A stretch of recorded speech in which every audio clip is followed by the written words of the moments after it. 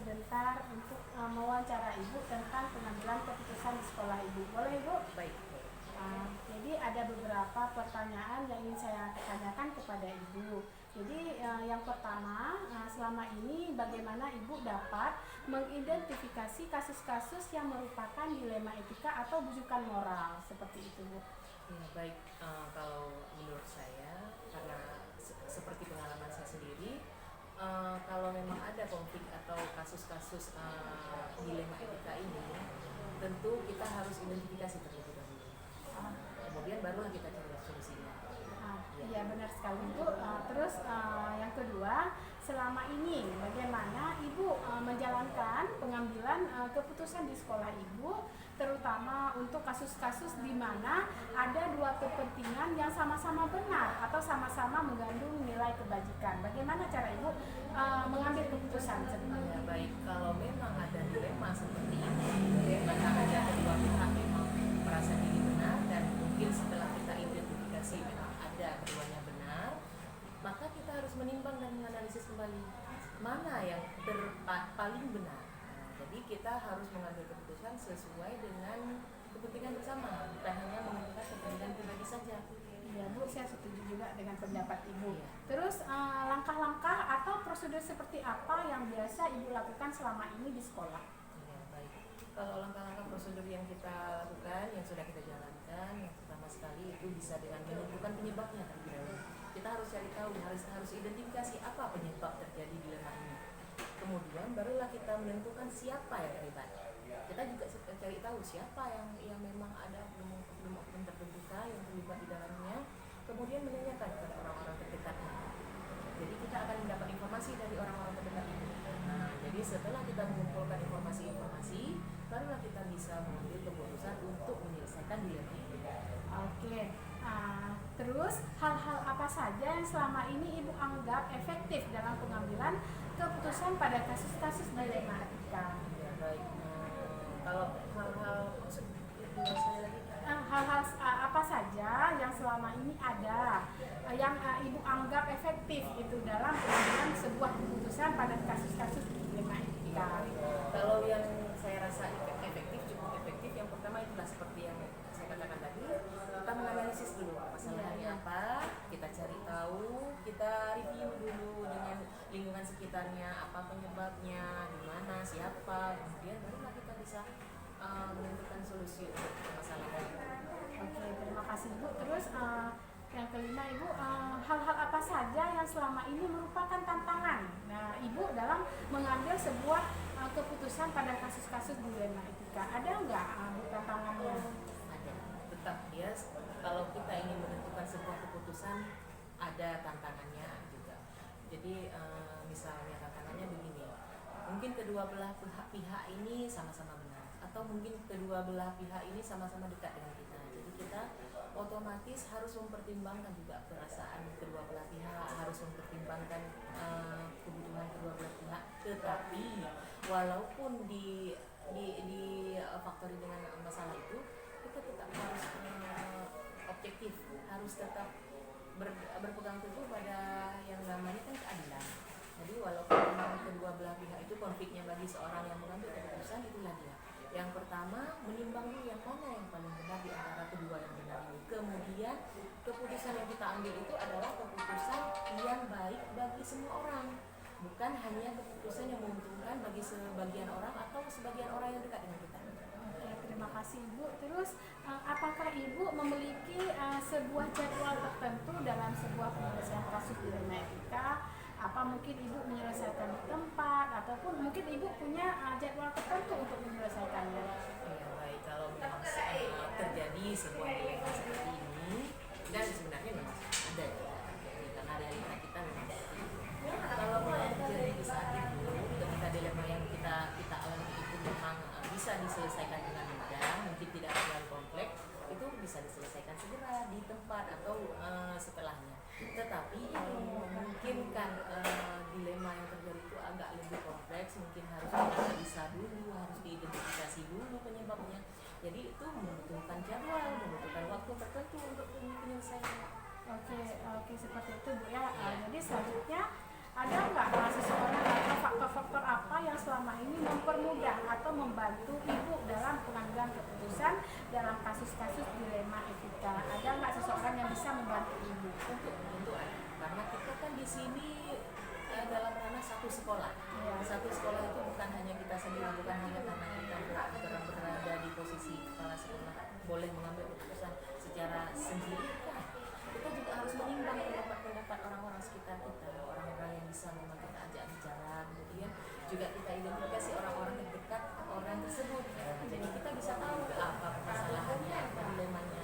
Berarti ada ya yang membantu ibu. Terus dari semua hal yang telah kita sampaikan tadi, yang kita sampaikan, mungkin pembelajaran apa yang dapat ibu ambil dari pengalaman ibu tentang mengambil keputusan dilema etika? Ada nggak pembelajarannya?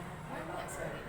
Kalau dari dilema ini, dari konflik, dari permasalahan yang terjadi di sekolah, sebenarnya bagi saya sendiri banyak sekali kontribusi yang baik. Yang pertama, melatih diri sendiri menjadi lebih sabar, melatih diri kita juga menjadi lebih bijaksana, kemudian melatih diri kita juga mampu mengelola lingkungan kita. Jadi banyak sekali sebenarnya income bagi kita. Iya, jadi pembelajarannya Bu, mungkin kita menjadi lebih bijak ya Bu ya.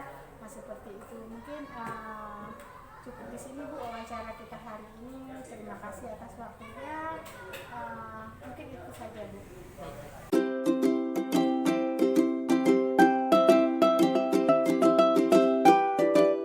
Assalamualaikum warahmatullahi wabarakatuh. Waalaikumsalam warahmatullahi wabarakatuh. Perkenalkan Bu, saya Yuliza, saya calon guru penggerak angkatan 5 dari Kabupaten Pidijaya. Hari ini saya bermaksud untuk melakukan wawancara dengan Ibu terkait dengan pengambilan keputusan yang sudah Ibu lakukan di sekolah. Jadi Ibu ada beberapa pertanyaan yang ingin saya tanyakan. Jadi yang pertama sekali Bu, selama ini bagaimana Ibu dapat mengidentifikasi kasus-kasus yang merupakan dilema etika atau rujukan moral seperti itu? Saya melihat bahwa kasus di mana dilema etika yang di mana dilema itu di mana merupakan situasi yang terjadi ketika kita harus memilih dan memutuskan antara dua pilihan yang berbeda atau yang bertentangan dengan rujukan moral. Oke. Terus Bu, selama ini bagaimana Ibu menjalankan pengambilan keputusan di sekolah Ibu?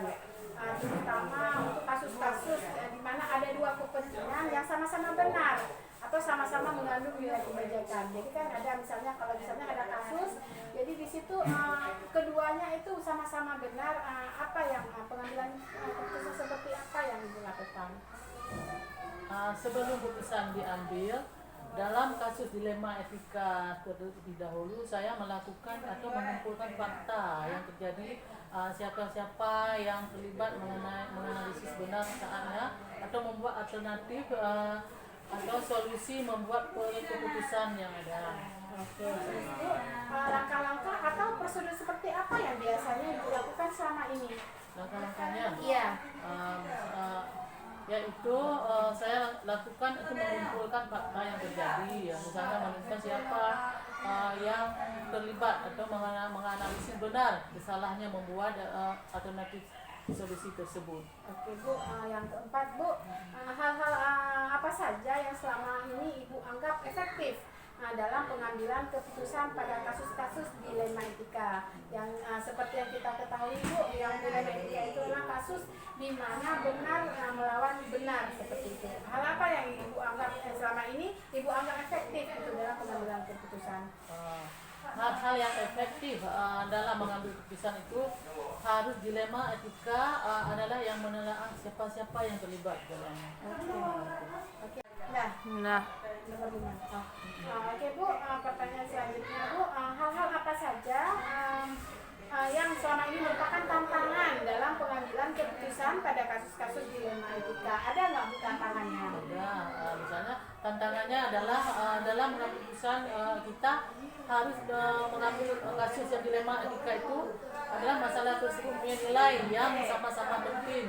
Tetapi harus ada juga yang dilakukan juga antara lain orang-orang yang langsung yang terlibat serta adanya peraturan yang harus dipenuhi Oh begitu. Terus Bu, selanjutnya yang ketujuh Bu, yang keenam.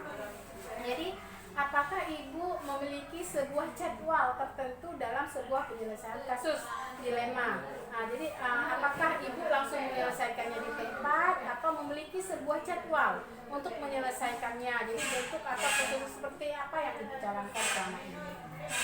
Dalam pengambilan keputusan dilema etika saya tidak punya jadwal Iya, tidak. khusus, tetapi ada tata kelola dengan menganalisis atau mempertimbangkan atau musyawarahkan kasus dilema yang ada baik secara formal maupun non formal. Oh iya iya. Terus selanjutnya Bu, adakah seseorang atau faktor-faktor apa yang selama ini mempermudah atau membantu Ibu dalam pengambilan keputusan gitu? Ada nggak yang membantu Ibu? Seseorang itu faktor yang mempermudah pengambilan keputusan. Pada kasus dilema ketika ada orang yang terlibat, adanya orang yang profesional yang menghargai dan menerima keputusan atasan langsung. Oh gitu. Ya, terus Bu yang terakhir, dari semua hal yang telah disampaikan tadi, pembelajaran apa yang menurut Ibu dapat Ibu petik dari pengalaman Ibu tentang mengambil keputusan dilema yang terjadi di sekolah? Pembelajaran yang diambil dari pengambilan keputusan itu yaitu kasus dilema. Yang etika adalah sebelum mengambil keputusan harus banyak-banyak menganalisis dulu kasusnya yang ada bagaimana, atau banyak pertimbangan. Setiap keputusan pasti tidak mungkin membuat puas semua pihak yang terlibat. Iya Bu, terima kasih. Terima kasih Bu atas waktunya.